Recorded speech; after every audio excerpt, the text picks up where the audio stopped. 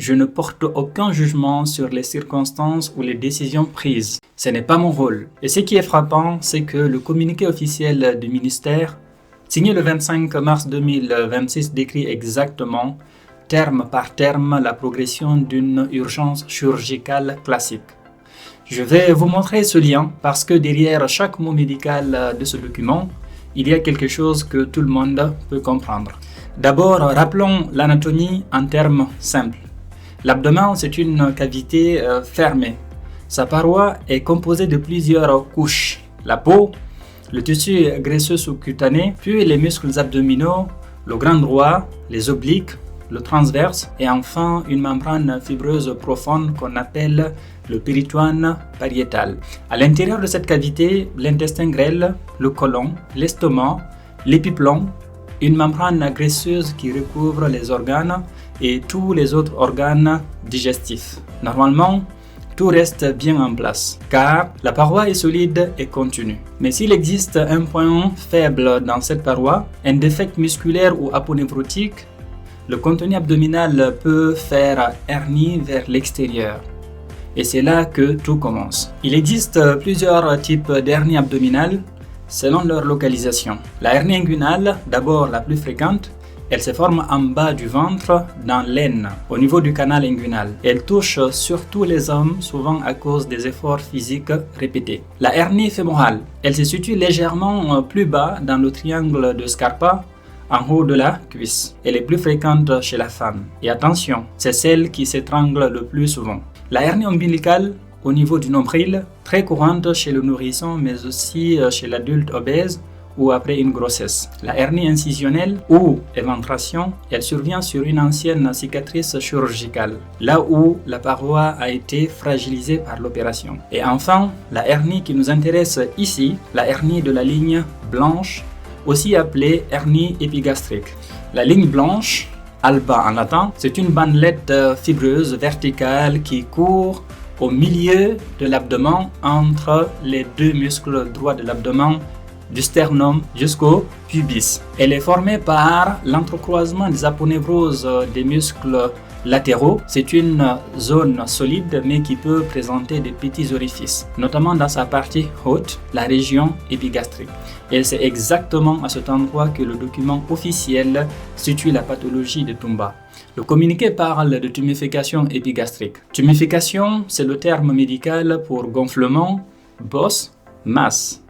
Épigastrique qui concerne la partie haute du ventre, entre le sternum et le nombril. Autrement dit, une boule visible et palpable en haut du ventre. Quelque chose que Toumba lui-même voyait, sentait, peut-être depuis des semaines, des mois, voire des années. Comprenons maintenant le mécanisme étape par étape. Étape 1. La hernie se forme. Le tube de dentifrice est intact, mais à force de pression, effort, toux, constipation, surpoids, un point faible de la paroi cède progressivement. Une petite poche se crée vers l'extérieur. D'abord, c'est de la graisse péritoniale qui sort, l'épiplomb, puis parfois une anse intestinale s'y engage. Étape 2, l'irréductibilité. Au début, on peut souvent réintégrer une hernie en appuyant doucement dessus. On appelle ça une hernie réductible. Mais avec le temps, des adhérences se forment. La hernie devient irréductible, elle ne rentre plus.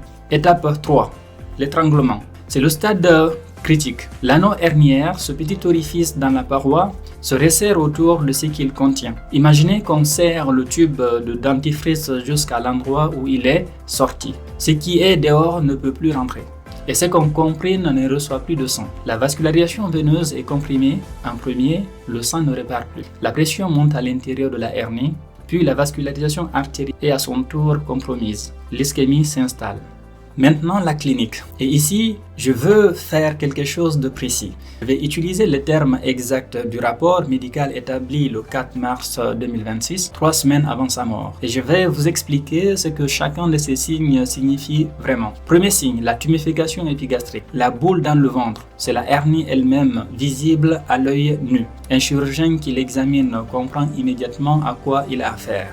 Deuxième signe, les douleurs abdominales persistantes. Dans une douleur passagère, Une douleur qui dure, qui revient, qui s'installe. En langage médical, on parle de douleur à recrudescence. C'est le signal que la hernie commence à être en souffrance intermittente. Troisième signe, la constipation chronique. Le transit qui se bloque. Quand une anse intestinale est engagée dans la hernie, elle peut partiellement obstruer le transit. La constipation est souvent le premier signe fonctionnel. Quatrième signe, les troubles du sommeil. La douleur qui ne le lâche pas même la nuit. Quand les douleurs perturbent le sommeil, c'est que l'intensité dépasse le seuil de tolérance. 4 éléments ensemble constituent pour un médecin un tableau qui impose une prise en charge chirurgicale urgente. Ce n'est pas un bilan à différer. Voilà ce qui se passe quand on ne traite pas une hernie étranglée. Phase 1. L'ischémie. L'intestin n'est plus irrigué, il manque d'oxygène. Il s'enflamme, c'est la phase d'ischémie réversible. À ce stade, une intervention chirurgicale peut encore sauver l'anse intestinale. Phase 2. La nécrose. Si l'ischémie dure, les cellules de la paroi intestinale commencent à mourir. C'est la nécrose, un processus irréversible. La paroi intestinale perd sa solidité, sa résistance, son imperméabilité. Phase 3. La perforation. La paroi nécrosée finit par lâcher. Un trou se forme et tout ce qui devait rester à l'intérieur de l'intestin, les matières fécales, les bactéries, les liquides digestifs se répandent dans la cavité abdominale. Phase 4. La péritonite. La péritonite, c'est l'inflammation du péritoine. Le péritoine, rappelons-le, c'est la membrane séreuse qui tapisse l'intérieur de l'abdomen et qui enveloppe les organes. Cet espace doit rester absolument stérile. Quand des bactéries intestinales, des matières souillées ou du liquide digestif y pénètrent, une réaction inflammatoire massive se déclenche. D'abord locale, puis, si non traitée, elle se généralise à tout l'abdomen. Le communiqué officiel confirme exactement cette évolution. Hernie de la ligne blanche, étranglée, compliquée, d'une péritonite aiguë généralisée. Généralisée, ce mot est crucial. L'infection n'était plus localisée, elle avait envahi tout l'abdomen. À ce stade, le problème n'est plus seulement abdominal. Les bactéries passent dans la circulation sanguine. Le corps réagit de façon massive et non contrôlée. C'est ce qu'on appelle le sepsis. Dans le sepsis, l'organisme libère des médiateurs inflammatoires en cascade. Les vaisseaux se dilatent, la tension artérielle chute, les organes ne sont plus correctement perfusés. On entre alors dans le choc septique. Les reins souffrent, insuffisance rénale aiguë. Les poumons souffrent, syndrome de détresse respiratoire aiguë. Le cœur souffre, le cerveau souffre, c'est la défaillance multi-organes. Et là, même la réanimation intensive peut ne pas suffire. Le communiqué dit, malgré les soins appropriés, l'évolution s'est révélée défavorable. C'est la formulation médicale pour « nous avons fait ce que nous pouvions ». Et le processus était trop avancé. Je veux vous expliquer quelle est la bonne conduite médicale face à ce tableau. Parce que comprendre la prise en charge, c'est comprendre ce qui fait la différence entre la vie et la mort. Devant une hernie simple, devant une hernie connue, non compliquée, la décision est une discussion entre le patient et le chirurgien. Une hernie asymptomatique peut être surveillée. Une hernie symptomatique, douloureuse, inconfortable, qui grossit, se traite chirurgicalement. L'opération s'appelle une herniographie. On libère le contenu, on referme le défect et on renforce la paroi avec une prothèse si nécessaire. Devant une hernie étranglée, urgence absolue. Là, il n'y a plus de discussion. C'est une urgence chirurgicale. La chirurgie, c'est le seul traitement curatif. On explore l'abdomen par laparotomie ou cœlioscopie selon l'état du patient.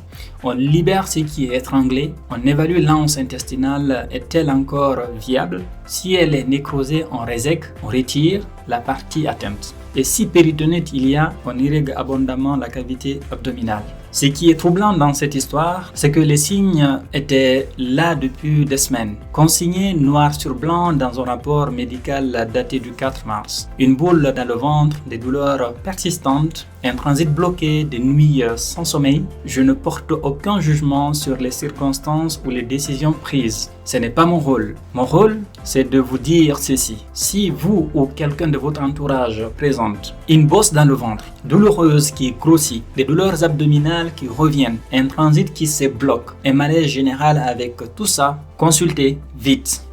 Ne banalisez pas.